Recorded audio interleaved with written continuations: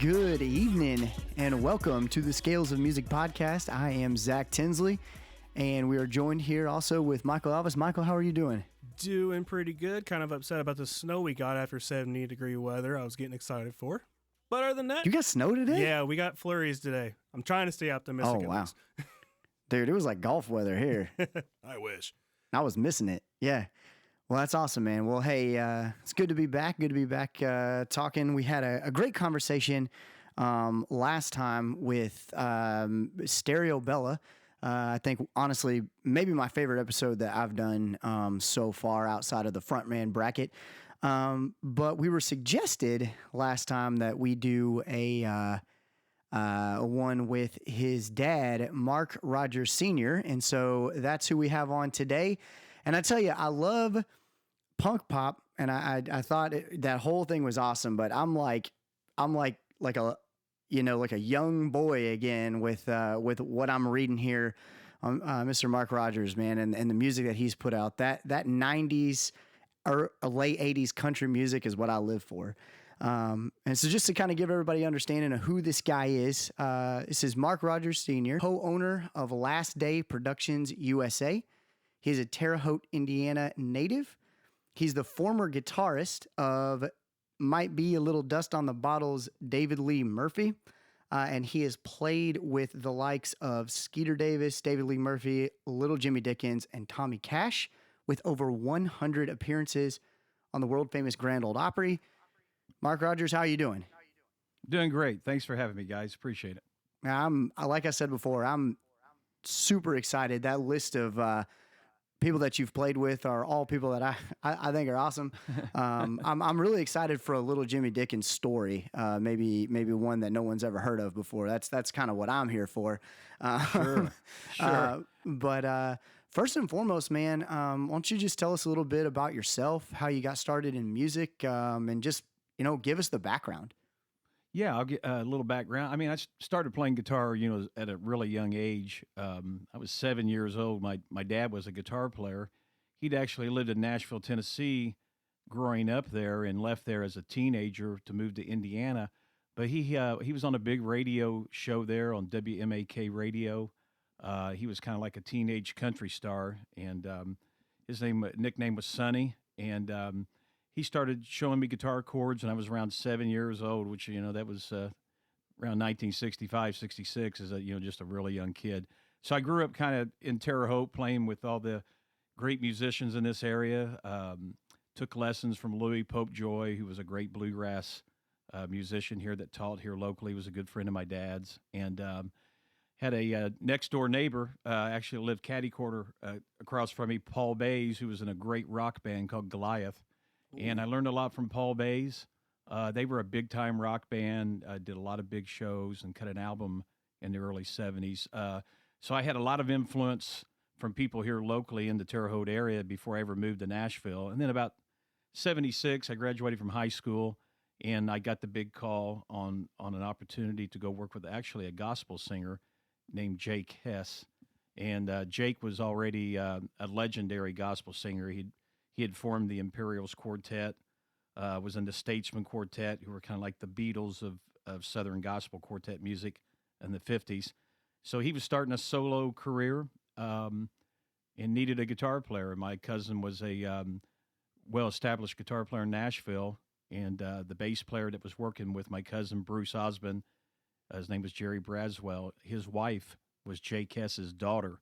So it was kind of like, he said, hey, my father-in-law's looking for a guitar player, and my cousin Bruce said, well, hey, I know the guy.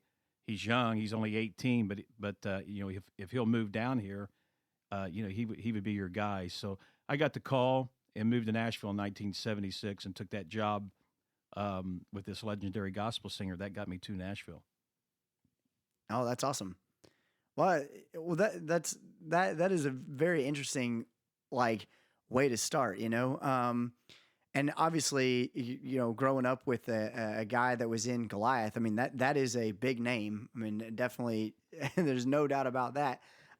So you got the call to work with Hess, who obviously was in a little bit like gospel. What sort of, steered you toward the more, country scene? Yeah, I was actually into country guitar, way before I ever moved to Nashville. That job kind of got me down there and got me up and running. But I grew up. My dad was he was a country singer, guitar player, as I mentioned. So I played country music, all the way up through middle school, high school. My dad had a local, he called it the Vigo County Opry, that had local acts that were able to perform. It was a real family friendly type of show, kind of like a mini Grand Ole Opry. So I was really entrenched with traditional country before I ever moved down there. So finally, the opportunity with Jimmy Dickens came along, and that was like where I really wanted to be, was in country music. And that opportunity came up, and I got invited by Jimmy to come over to his home and just talk to him. And it was just a thrill I remember driving down 65 to Brentwood.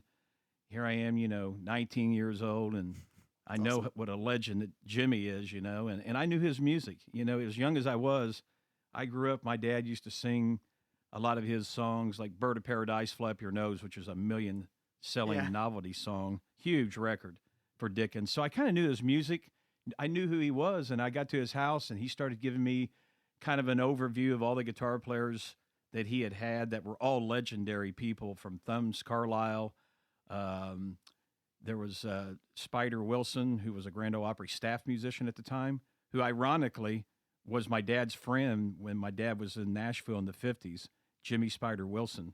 And so anyway, he gave me a bunch of records. This is back when everybody was still passing out record albums. And he gave me a whole collection of little Jimmy Dickens records. And he says, okay, son, he goes, I do this song.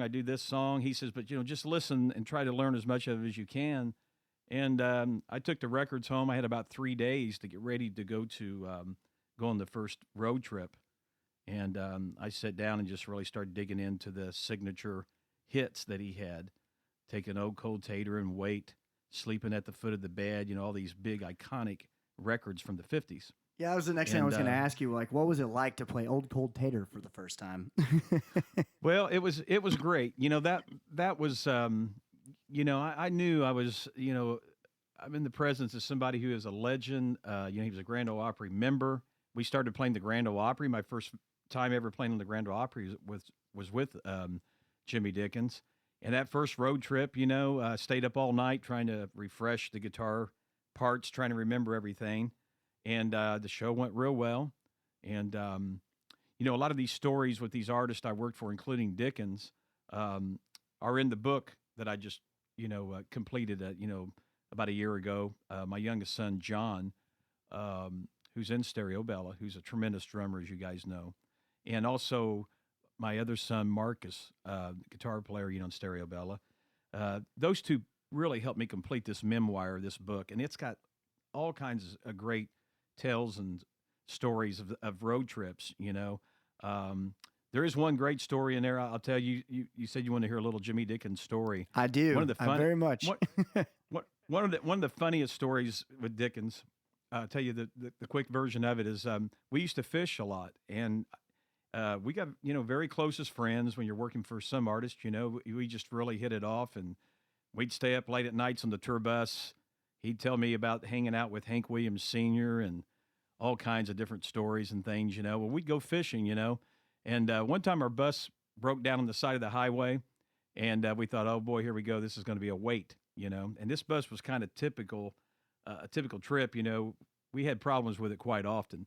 So he grabs his fishing pole and he says, grab your pole and go with me. And we're just on the side of the interstate. And I'm thinking, what is he doing? So I follow him all the way up this hill. And when we get up there, he starts casting like towards the highway down into this gully. And he starts acting like he's reeling in these big fish. And I think, well, I'm gonna follow suit. So I cast it out there, and we're acting like we're struggling and reeling in. And all of a sudden, we notice cars start pulling off the side of the highway, and people are actually getting out of their cars, wondering what we're doing. They already see the tour bus with Jimmy Dickens, across it, and we're acting like we're reeling them in. Of course, there's no water and there's no fish, But that's a sense of humor that he had, and that was one of the funniest stories because we laughed ourselves silly after that, and he told that story to everybody, But we knew how to get attention, that's for sure. It was funny. So Yeah, that's I a mean, fishtail. yeah, no, that's awesome. And I mean, like, just little things like that are, when you can be around a legend and just to see, because I mean, I just see him up on stage, right? So to see that and actually have that kind of experience, that's kind of awesome. And that totally makes sense with like the kind of songs that he makes. It almost puts it in perspective, the kind of guy that he is, right? Like that he does little goofy things like that. It sort Yeah, of makes yeah. like all those goofy songs that he does sort of come honestly more to life to me. Yeah, those songs, they really were part of who his personality was. I mean, he had a very serious side to him. He could sing a ballad like nobody when he wanted to. Don't blame her, life turned her that way, and we could. Some really powerful ballads. He was known more though for, like you said, his novelty type funny songs. But he was extremely funny. Off the stage. We all know how great he was on stage. He's one of the greatest, entertainers ever. I think that ever hit the Grand Ole Opry Yeah. stage, but he was really funny off the stage. His sense of humor, he would keep people just in stitches all the time. But he was a great man. He was great to work for. He gave me my first opportunity to, like I said, to play the Grand Ole Opry and to get on a tour bus and roll down the road. And I've always been very, thankful for that time I had, working with him. It was special. It really was. Yeah, I mean that's what I've always found, interesting to me. I think the last time I was at the Opry was I think a year before he passed, and the fact that he was still basically the headline of that show and still just, as funny as ever. Yeah. It just a testament to a guy that kind of career, and so that is incredible that you got to spend as much time with him, and the fact that he was able to give you his, your really the ladder into the music career that you took is kind of an awesome way to start, honestly, It was. He gave me that first opportunity, and just it wasn't just a few months into the job. We played the Pontiac Silverdome, which at that time it seated over 80,000 people there in Pontiac, Michigan, and we did what they called the world's largest indoor country music show, and everybody that was anybody was on. There was like 50 acts on it that day, and we pulled up with all the tour buses behind the Coliseum, behind the Silverdome. And by the time the show was ready to kick off, they said there was over 70,000 people there. Well, me being a growing up listening to country music and rock music both, I was thinking Shea Stadium was 56,000, and I'm thinking, wait a minute, I'm 19, I'm gonna go out and play in front of 70,000 people. So it was really unnerving for a young guy like me. But what an opportunity! It was an incredible show, and it was televised, actually taped, and then televised a month later on NBC, so millions of people got to see it, And of course, my dad and mom back here in Terre Haute, they had the whole town, gearing up to watch it, And we did "Sleeping at the Foot of the Bed," which was, one of his big hits. Oh yeah. And I think Kenny Rogers and Dottie West at that time, they were huge with duets around that time. Gatlin Brothers were on it, Oak Ridge Boys. It was just it was a monster show. So, and I never played in, a crowd again that big. I played at some other shows over the years that were 40, 50,000, but 70,000 people. I remember it was chilling when I hit the stage. It was like, wow, goosebumps. And that was when you were 19, right? Yeah. Man, wow. When I was 19, I was arguing with my dad whether or not I should live on campus or not. Yeah, to get to experience things like that at that young of age. Sometimes it's a good thing though, because I think I was so young and kind of had, I was doing that stuff without really even thinking about it. I think if I had to go do that now, I'd probably be so nervous I couldn't even play, But back then, you're young and dumb.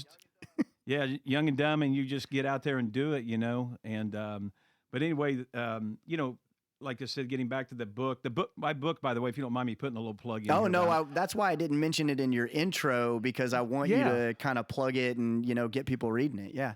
Yeah. Well, the book is called Life with My Guitar, and basically it is a memoir, and it starts right here as a young guy, like I said, 7 years old, and it goes all the way up into 2000. Well, it goes clear up to the present, basically just covering all the wonderful artists I got to work for and all the amazing people. And of course, friends and family are in there, and what they meant to me with my career and all the opportunities I got to have. And so I had a guy that read the book. He completed it the other night, and he said, "Man, I really thought this book would just be about guitar playing." He said, Yeah. "It's not. It's not about guitar playing. It's about life, you know." And I said, "Well, that's good." I said, "That's really what it is. It kind of pays tribute to not just all those stars I worked for, you know, and legendary people, but tribute to family and friends along the way that helped me, you know, because I've been very fortunate. You know, you don't do things nobody does in life, you know, without help. Right. And I had a tremendous help force. Mom and Dad, they got me to Nashville, and they always encouraged me. You know, they were both music people. My mom was a piano player, and I said, you know, Dad, a country singer and guitar player. So it's been pretty, you know. And by the way, I just happened to have a copy there, and I was going to tell you, Marcus, my oldest son, you know, he did all the artwork on this and set the book up. So it really was kind of like family stepping up and saying, "Hey, Dad, you know, we're going to help you, you know, make this dream come true, you know, of getting this complete, this memoir." And John was the, you know, my youngest, who's a drummer. He was the ghostwriter on this, you know. So I had a lot of help from family. My daughter-in-law, Kaylee, Marcus's wife, she shot the cover photo for the book. And of course, on the back, there's a picture of me on the Grand Ole Opry with Kitty Wells. We haven't talked, you know, about Kitty, but Kitty Wells, you know, was queen of country music.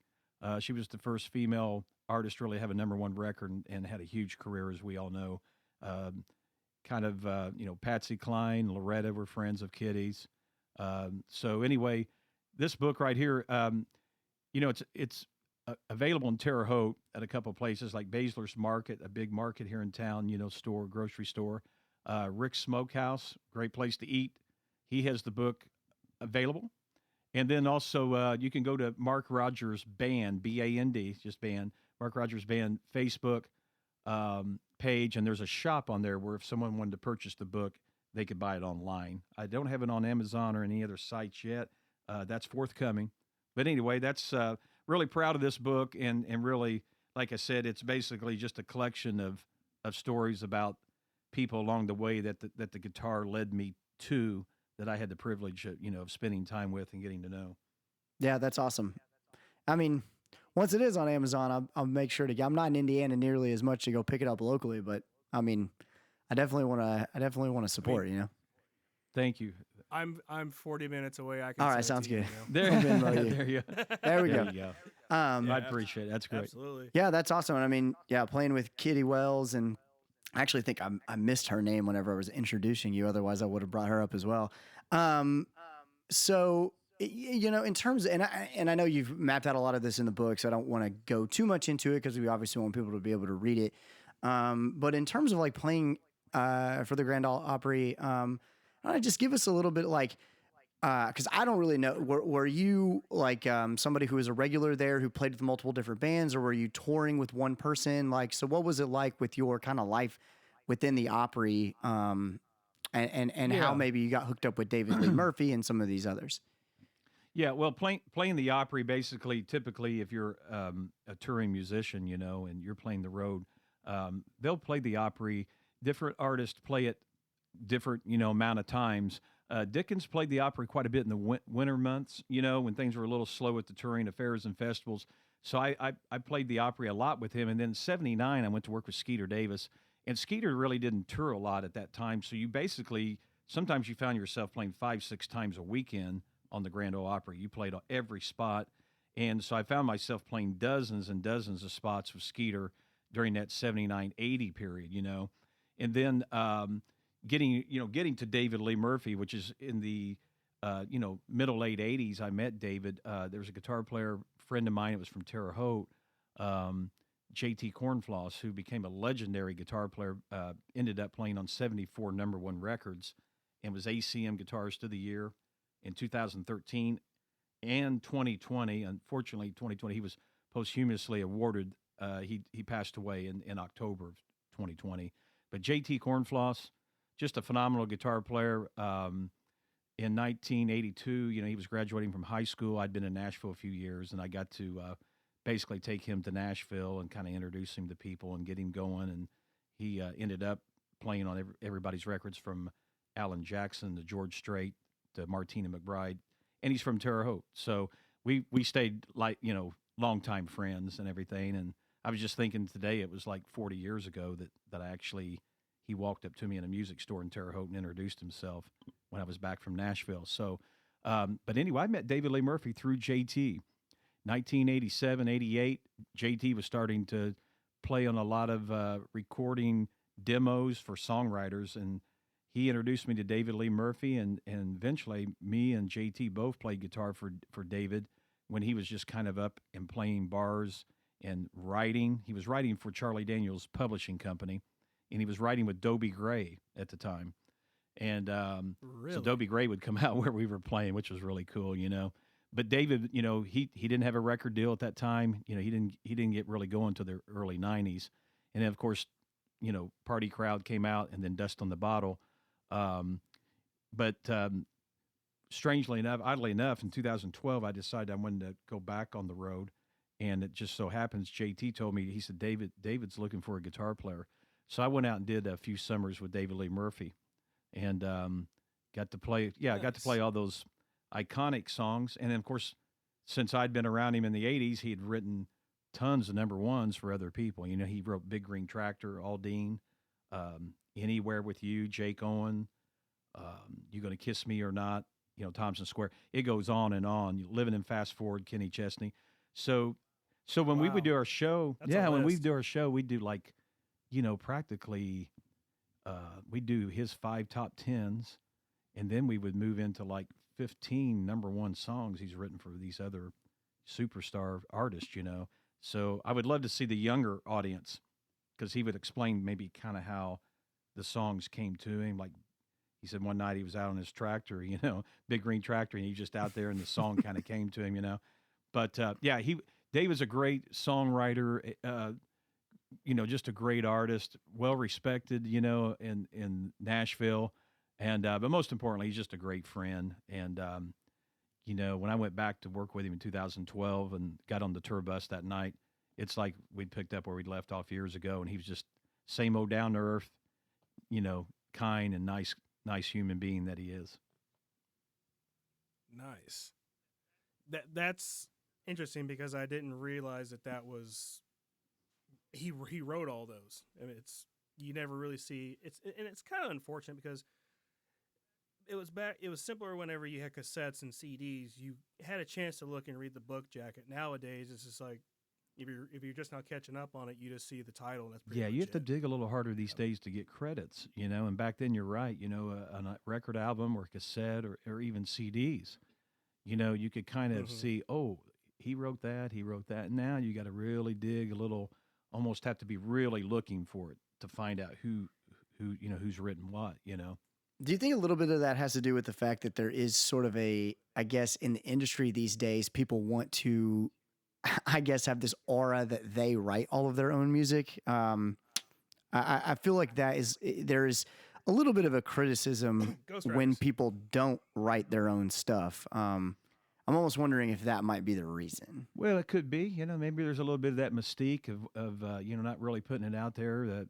make people kind of wonder, hey, is that something they wrote or they didn't, But there's not a lot of emphasis, maybe like there was years ago, with the writers. But, at the end of the day, you guys both know, the song is the driving force, and songwriters, without them, what would Nashville have ever been without those great songwriters? And like you said, some of them were were artists that wrote their own songs, like David Lee Murphy, wrote Dust on the Bottle and Party Crowd. And then you've got writers like Hank Jr., who wrote all of his hits. But then you've got guys like, someone like George Strait, who's one of the greatest singers, if not the greatest country singer ever, who, doesn't really write his songs. Garth Brooks, both of those guys, Tony Arata wrote most of his stuff, big hits. Yeah. Right. Yeah. And I think with George Strait, a lot of that, I think, was Dean Dillon, a lot of the early stuff, So, so I have a great respect for songwriters. My wife and I, we started writing songs when we first met, in the early 80s. And, we wrote in Nashville with J.T. Cornfloss, who I mentioned a while ago, the great guitar player. And we still write songs. A lot of the young artists that we work with at Last Day Productions, with our production studio here, My wife still co-writes, and my oldest son Marcus. So, we know the power of songwriting and the songs. You really have to have that. Having a great singer is great, but boy, having a great singer and a great song, then you got something really powerful. Oh yeah. I remember the first time I went to the Opry, Eric Church was performing. This was before his first album came out. And what was funny about Church was that, I mean, that's what he said. He was like, I'm a songwriter in Nashville, and those are the ones who make all the money. So I don't really want to be a star. And well, look what happened to him. So Yeah. there's people, people definitely, especially in the business that you're in, that's what's cool about what you've been able to accomplish, is that you get to see who's behind the scenes and really appreciate that. And, even though people might not know that David Lee Murphy writes all that stuff, I'm sure he don't care what the paychecks that roll in. Exactly. Yeah, that's at the end of the day. At the end of the day, that's what his main concern. He is a professional songwriter, and he works at it. I remember getting off the bus back in like 2013 one day, and we came back from a tour, and I said, "Well, what's your week look like this week, man?" He goes, "Man, I'm getting on the bus with Luke Bryan here in about 2 hours, and we're going to write for a week. I'm going to travel with him." So, I mean, with David, it's a real discipline. A lot of your great songwriters, they write every day, and it's a craft that it's taken them years to really develop. And David has written for so many years, he's probably all the bad songs. I think they've kind of, he wrote them years ago, and now everything he writes now just turns to, the platinum. So, but yeah, there's a discipline to it. And seeing those songwriters, I worked with another great songwriter in 2013 up until about 16 or 17 named Matt Kinnon. And Matt had a great song, a top 40 song called The Call. And it's one of the most powerful songs I've ever heard. And it's a life-changing song for a lot of people. The video on YouTube is very powerful. But Matt, he had a Randy Travis cut early in his career, and then he put out The Call, and it's just kind of been an amazing video and song for him. He's a great another great songwriter, Matt Kinnon. I'll have to check that out. Yeah, absolutely. he's a really talented guy, very unique, and but a powerful songwriter, And do you two guys write songs? Are you writers? Do you just kind of curious? I'm an empty suit. I just have opinions. Mike can answer that. Mike can answer that question. Right. Well, it's never too late. Yeah. It's like, and to be honest, I actually just picked up a songwriting craft and business book by a gentleman who was a BMI published writer from like early in the 90s. I can't remember his name.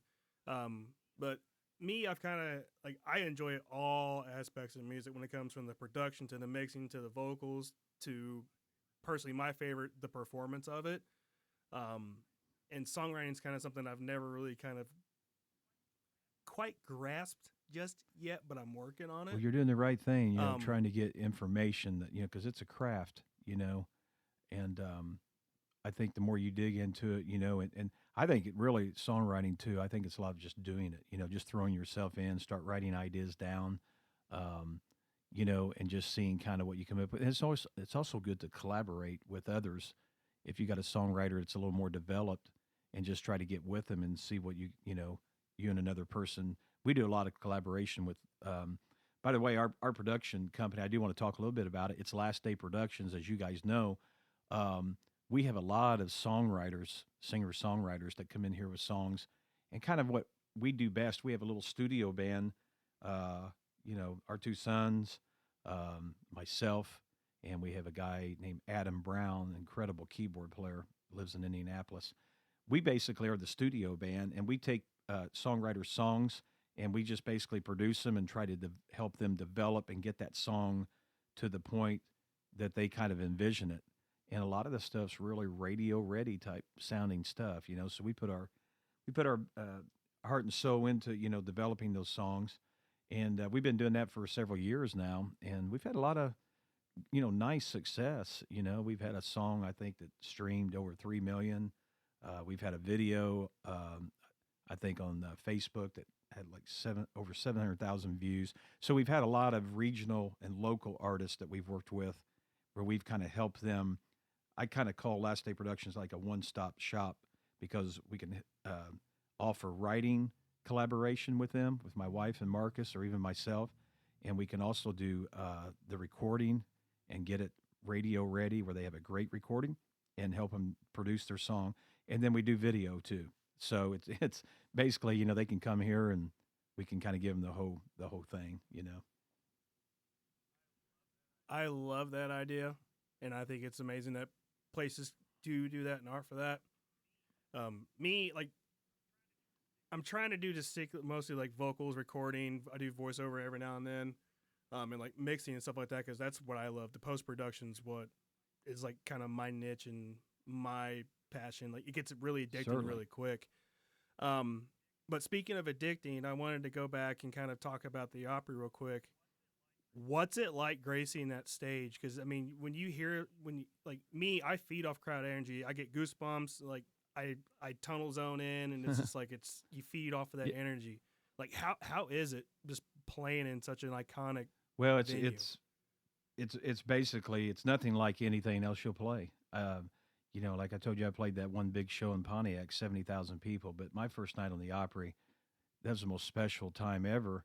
And it never got old. You could play it dozens of times, and you would still get goosebumps when you would just enter the building backstage, get in the dressing room.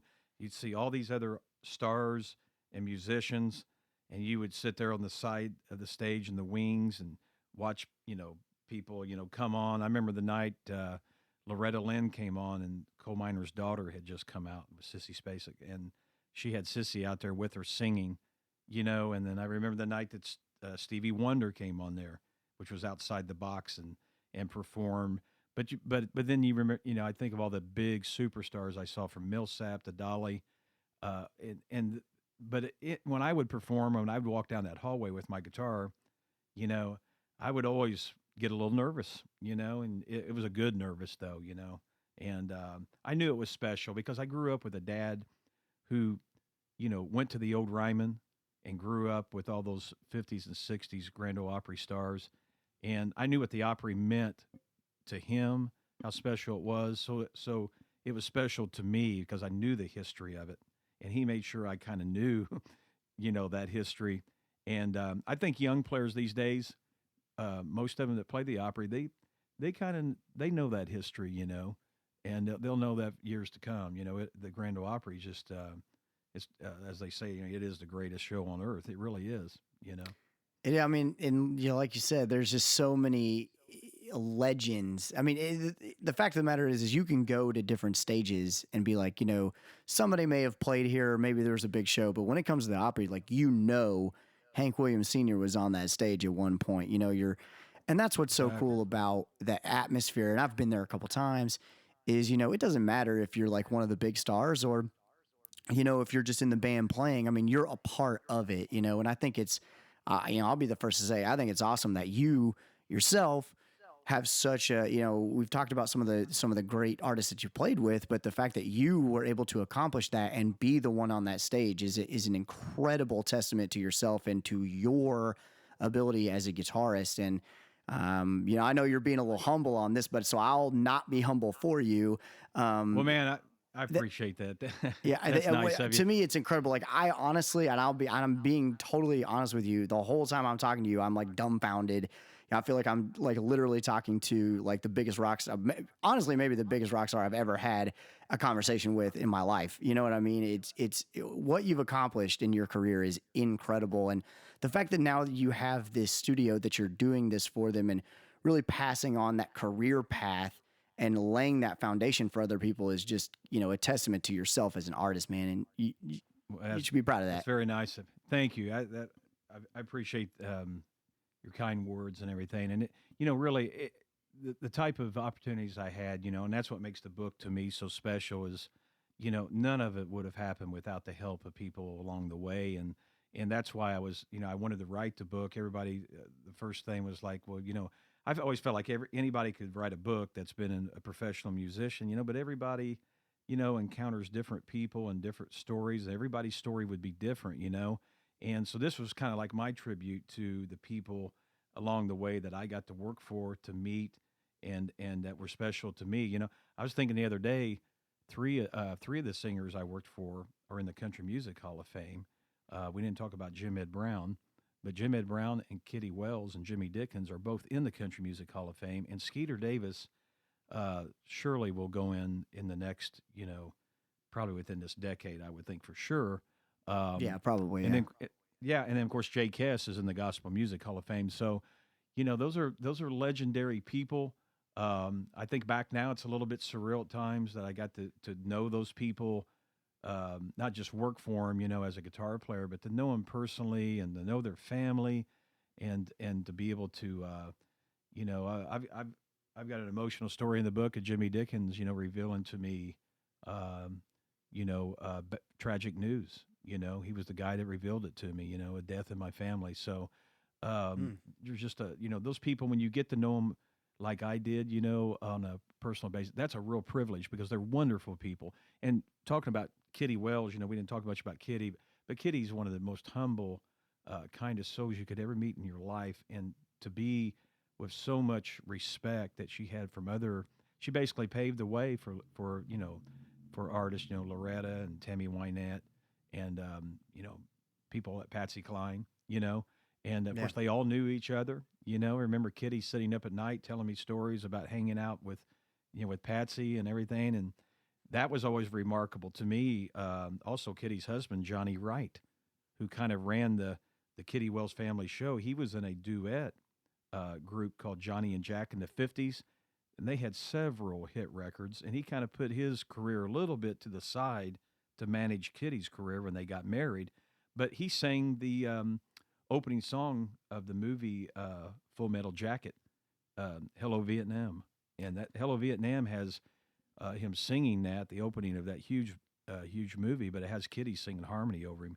So Johnny Wright, in his he should be in the Country Music Hall of Fame just from the duet with Johnny and Jack in the 50s and his success. But yeah, that song is now ringing in my head. Yeah, I know. That Hello Vietnam. Yeah. One night we were in a hotel room one night, and we just got in our rooms, and I heard all these phones ringing, from room to room, and they were saying, turn on HBO, turn on HBO. It's Papaw singing, and he traveled, his grandsons traveled with him. His son sang, Bobby Wright, who had a couple of hits, and he was on a big TV series in the 60s called McHale's Navy, and Bobby Wright, Kitty and Johnny's son. But their two grandsons traveled, John Sturdivant Jr. and Duke Stevenson. But anyway, we turned on the HBO, and there's that song playing, and Full Metal Jacket had just come out, the movie. Yeah. And I'm like, I didn't even know this guy even cut that song that I'm working for here, I knew he had all these big hits in the 50s, but here's another side of something I couldn't believe it. I thought, there he is, Johnny Wright. Good old Kubrick finding the deep cut for that movie. That's awesome. Yeah. And a lot of people, I talk about that story now, they go back and they listen to the movie and they're like, oh my gosh, you're right. It's Johnny Wright, Kitty Wells' husband, Isn't that crazy? That is crazy. What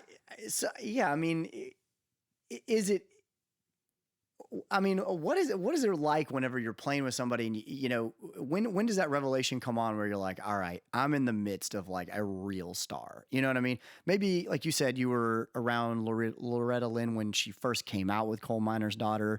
You were you've been around people who I see as like a classic, as a legend, that kind of thing. When is that kind of revelation like, all right, yeah, I'm in the midst of greatness, like for sure? Is it later down the road or what? I think I've actually realized that more as time's gone by, that I've been away from those people. I look back, they were bigger than what I think felt at the time. I always knew they were special. You always know it when you step on stage with them.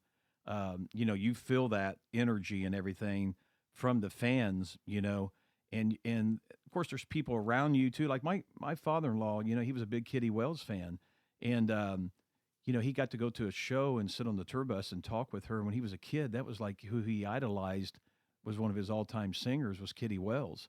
Yeah. And for him to be sitting on a tour bus chatting with her, and I saw what that meant to him. My wife and I, saw what it meant to him.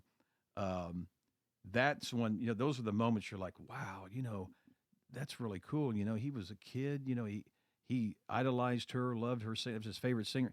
And here he is all these years later, through me playing guitar, he's able to sit on the tour bus and actually meet her and talk to her and chat with her. And it meant the world to him. So you're always kind of, when you walk in a truck stop, when you walk in a truck stop with little Jimmy Dickens and 3 or 4 people come over and they're like, oh, it's him, and you see how I would say every star I ever worked for always was very, very polite to their fans and loved their fans and treated them so well.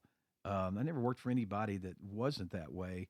I guess I was just fortunate, and also got to work for Johnny Cash brother, Tommy, in the early 80s. And Tommy was a wonderful man and a wonderful performer. He had a million-selling record called Six White Horses. That was a tribute to Robert, John Kennedy, and Martin Luther King. It's an incredible song. Marty Stewart cut it, recut it, and he does it in his live show, and he actually dedicates it to Tommy Cash. And Tommy's still, him and his son, they're very close. Mark Allen Cash, he works in Tennessee at a museum that's kind of a tribute to Johnny. It's actually a house that Johnny used to own. So, Tommy Cash, another great artist I worked for, incredible performer, So all these people, like I said, you kind of in a different light everywhere you go. You kind of realize how you're like, wow, man, I'm playing guitar for, these special people, and it's a great feeling. It really is. It's a great feeling. That whole list is kind of almost like, what? It's like whenever, like, I try not to fanboy or, just go crazy when I, meet somebody like somebody like I idolize, stuff like that. So it's awesome. It's awesome hearing, it's like you really kind of went in with a level head, and it's like you didn't really let it get to you. And it kind of brings me to my next point. One of my favorite artists, Granger Smith, he's actually right there. He actually he told me something about a year ago, and I asked him about songwriting, and he said, just keep writing song after song, year after year, decade after decade. How, if you could give somebody a piece of advice about just staying true to music, because like if you're doing what you love, it doesn't necessarily feel as work. Right. But from what I've heard, but also you can probably attest to this, that it's draining, especially when you're on the road and stuff like that. So what would you recommend to somebody, or what insight could you tell someone, just to kind of keep that level head and stay focused, because the journey in the end, it's worth it. Well, I think, if you've got a real passion and love for, playing an instrument or songwriting, whatever it may be, there's certain levels of degree of dedication, different people put forward. It's just according to what they want out of it, If you're a songwriter and you want to be a professional songwriter, I mean, you should be writing songs every day, trying to get with other writers and trying to constantly improve with your skill. There's a lot of little fundamental things, and there's a lot of information, like you said, books and things that people have written and advice out there. But at the end of the day, I think it's just really trying to perfect that craft, whether it be playing drums or guitar or whether it be writing a song. You have to work at it. And it is work, it's a discipline, where you really have to stay at something. And I think the people that really put their heart, like David Lee Murphy, he moved there in the 80s, middle 80s. And, it took him 10 years, to get the big break, but he kept writing songs and kept working at his craft, I mean, those are the kind of people, if that's what you're wanting to do, be a professional songwriter or artist, whatever it may be, it takes a real discipline to do that. When I was growing up playing guitar in Terre Haute, Indiana, by the time I was 12, 13, I had a regimen of practicing in the summer, 10 hours a day, and it was like a job, and a job you love, man. I mean, hey. Yeah, exactly. Yeah, exactly. But that's kind of, sometimes that's what it takes, it just takes that extra, it's like anything you do in life, you're going to get back, what you put into it, I think being creative, with lyrics. If you're a lyric person and you can find a person that's really good with structure of melody, like my wife is a very prolific. Lyrically, she's incredible. And any young writer or any age of writer that's ever written with her, they're always blown away by her skills. You know, but what a lot of other people are able to do that she writes with, including Marcus, my oldest son, or me, is we can bring melody and structure and chords and things, and she can kind of hum melodies and things to us. But we know when we need words and things work. So I say go with your strength of what you really do, and if you have a little part of you that you're not as strong with, bring those people in to collaborate with you. Collaboration is powerful in songwriting. Any big time songwriter would tell you that, or entry songwriter, getting with other people and just trying to hammer out, and then listening to what's going on. Why are these songs hits on the radio? And as your song is good, does it stand up to what's out there? And when you start seeing you're developing as a writer and your songs are starting to stand up against other things that are out there that were hit songs, then you're really onto something. And then, like you said, then it's all worth it.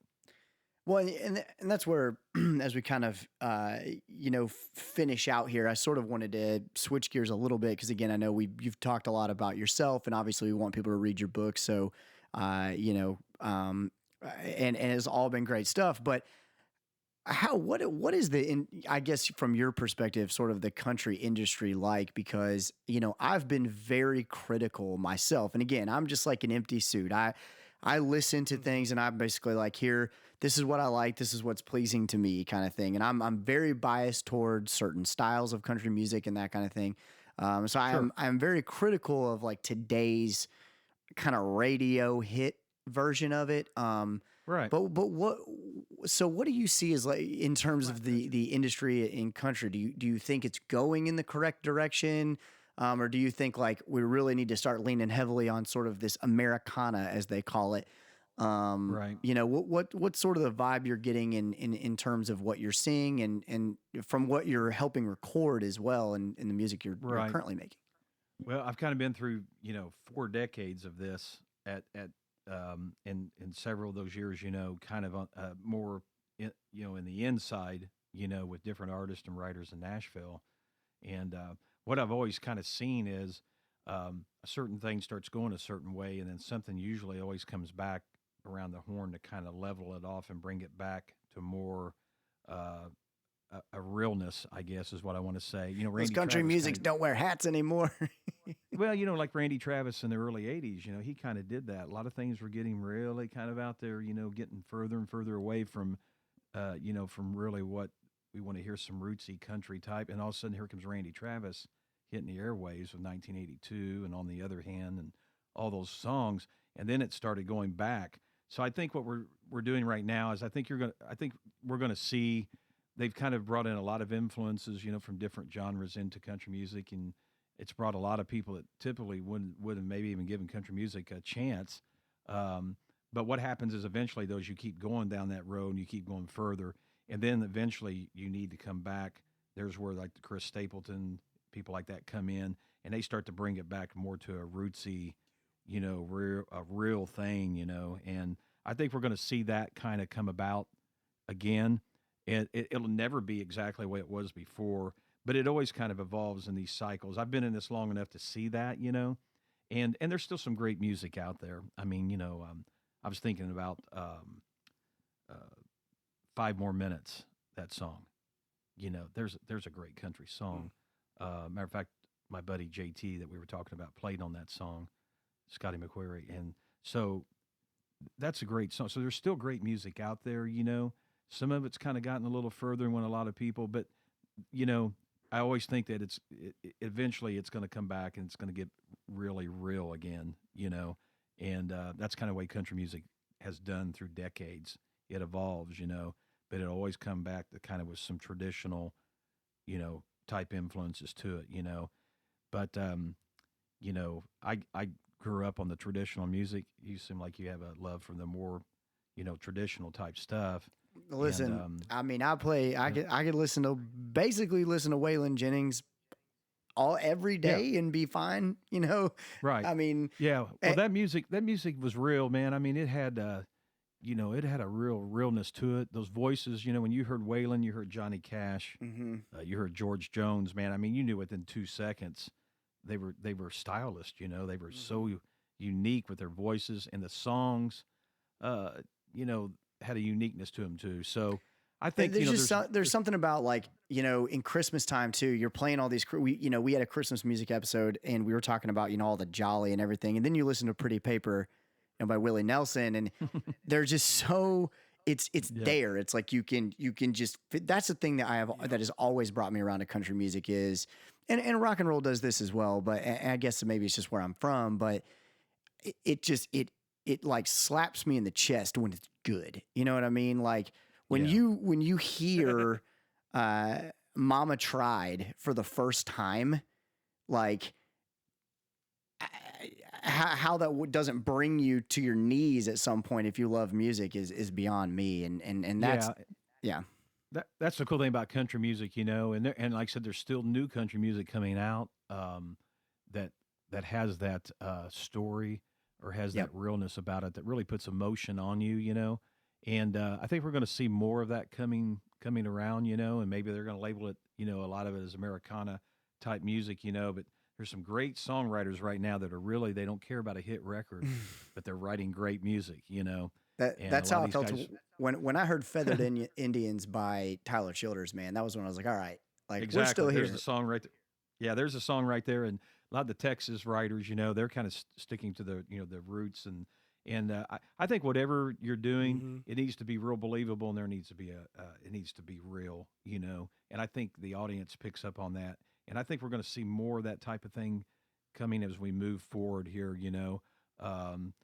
there'll be a resurgence of that type of thing, and there kind of is right now already. You're seeing more of that, and a lot of these writers and artists right now, they don't care about a hit record. They just want an audience.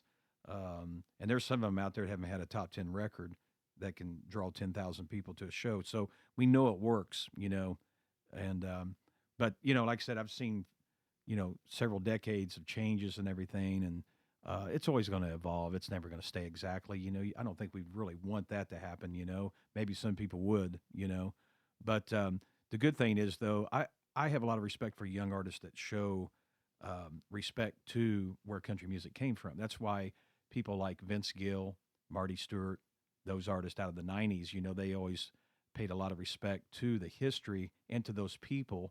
One of the last times Kitty Wells ever appeared on TV was the Marty Stewart show. And Marty was, and Connie Smith, his wife, were paying tribute to Kitty. They gave her, this big thing of roses, and Connie started singing Honky Tonk Angels, and at the end of the song, she just put the mic over to Kitty and had Kitty finish it out. Vince Gill, Brad Paisley, he had Jimmy Dickens, little blurps on his record, and he had him in his videos. And I have a lot of respect for those art, and I hope these newer artists in country music will do the same thing. It does seem to me like country is more like that. Like they have a respect, a real respect for like everyone that kind of was around before. You even hear it in today's music where a lot of times that they're singing tributes about Alabama or George Strait or different things like that. There always has seemed to be that. Even with Garth Brooks would always give credit to Chris Ledoux and people like that for his success in his songs. I think that's kind of a cool thing about country music. Yeah, it is a family, it really is. It's a unique, family of people, and they all know a lot about each other's music. I love those videos, where they show all these legendary singers. Some of them aren't living now, but I watch videos of these where they all get together. They all know each other's songs. They know what hit songs so and so had. They're all friends, and it is a really close family of people. And it's I was just glad to be a small, very smidgen part of what I felt like history through the the 70s, bringing the 60s and the 70s. And I was just very fortunate to kind of be part of a little bit of that history there, because country music is about the history of it, like you said. And they definitely do cool stuff, like when George Jones did I Don't Need Your Rocking Chair, and then at the end of the song it was like all the new Joe Diffie, Vince Gill, Travis Tritt, like all the new artists were all at the end of the song. You know, it was almost like a passing of the torch kind of thing. I've always thought that was super cool.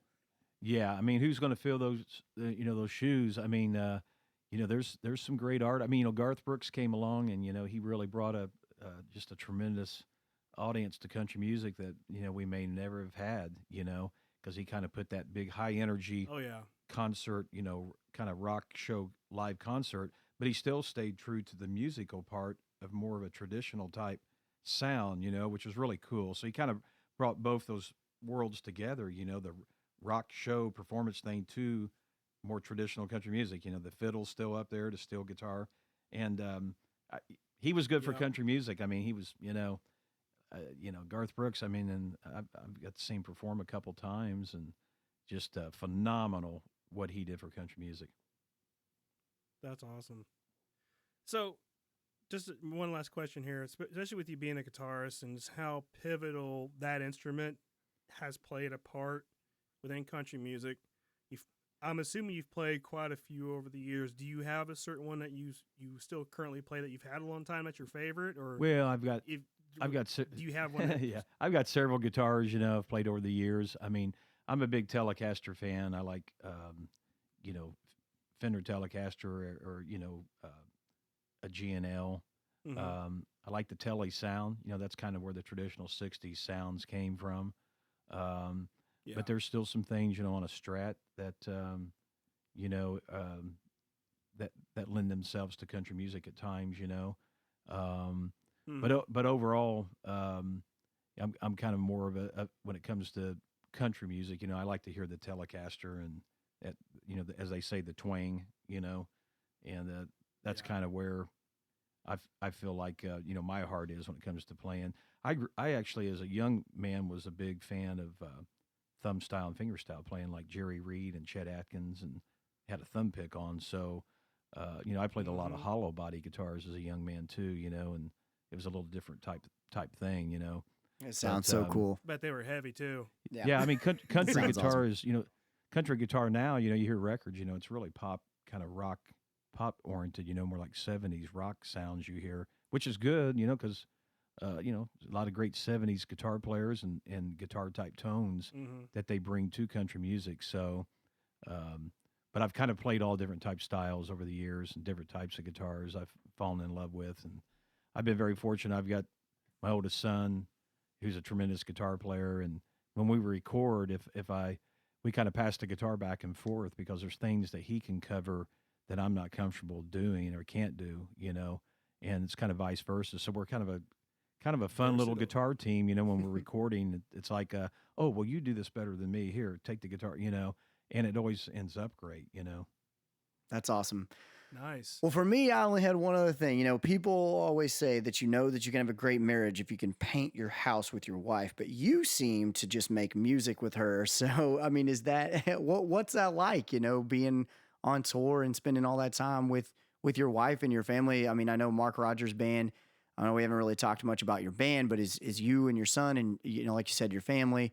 What is that like to really make not only your life but also your family part of that? Yeah. Well, playing music with family is the most special thing ever. It just is. And both our sons are just incredible musicians. They're incredible in the studio. They're incredible live.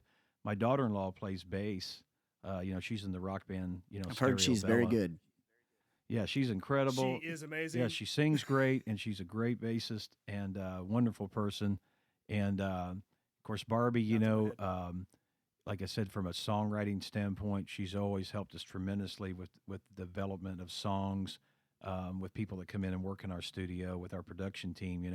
But the family thing is so special. I sometimes stand on stage with our two sons and with with Emily, and I just think how fortunate I really am to be able to play music with them.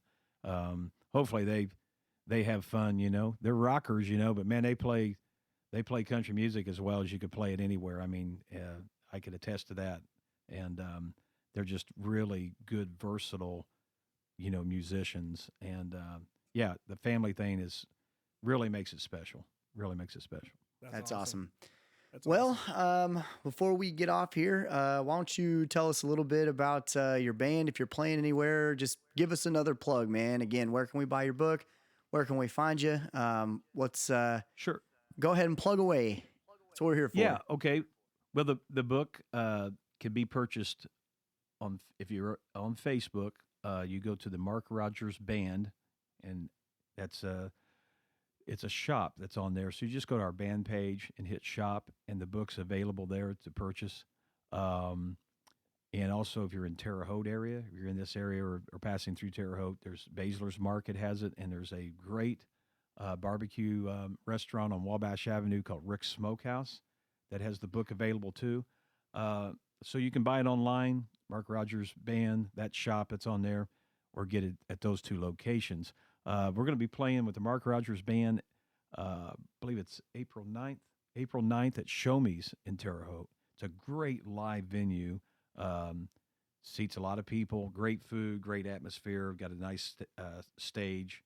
We're going to be playing there April 9th on a Saturday. So anybody in this area, if you want to drive into Terre Haute for a great night, we do 60s, 90s country, and we mix in some classic rock things, some Mellencamp and things like that. So that's the Marc Rogers Nice. Band. And also anybody that has a fair festival where you think the 60s, 90s country type thing might work, hit me up on Facebook, send me a message. We'd love to talk to you.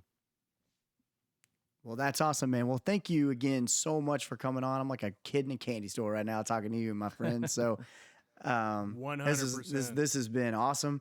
I'm actually really excited to read your book because you've been around a lot of people that I, idolize, and to see some of their stories would be from your perspective has got to be incredible.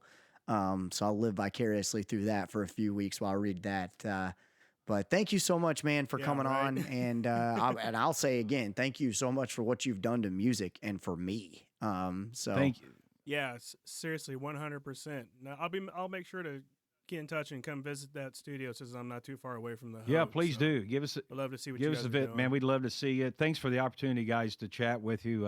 Yeah. Michael and Zach, both of you, and it's been real fun. It's always fun to share, a little bit of what I've experienced over the years. You guys had are an very awesome nice. life, man. Talk about it. Good luck and good luck with what you're doing with all these podcasts and different people, and we can help you down the road in any way. We sure will. But thanks Thank for you. being so nice. Awesome. Thank you. Well, everybody, that's what we got here today. Make sure you check that book out on the Marc Rogers Band Facebook page, and go see him on April 9th. Again, I'm Zach Tinsley. It's Michael Alvis. Thanks, Marc, again for coming on, and we'll see you later. Thank you, guys. Take it easy, Thank you. guys. Peace.